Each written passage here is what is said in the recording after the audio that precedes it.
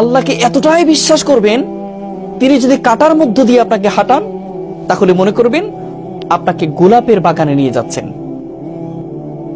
আপনি যদি যে কোনো কষ্টে যদি থাকেন, আপনি যদি ব্যথিত হন, আপনি যদি আঘাতপ্রাপ্ত হন, তাহলে আপনি মনে করবেন আপনার আল্লাহ এই কষ্ট দেওয়ার মানেই হলো আল্লাহ আপনাকে ওয়ালা সাউফা ইয়াতিকা রাব্বুকা ফাতারদা, এমন কিছু দিতে যাচ্ছেন সেটা পেলে তুমি খুশি হয়ে যাবে। যত কষ্ট আছে, যত দুঃখ আছে, সব তুমি ভুলে যাবে। এমন জায়গা আল্লাহ নিতে চাচ্ছেন। সেজন্য আল্লাহর প্রতি আমাদের বিশ্বাস নাই, আমরা বিশ্বাস রাখতে পারি না।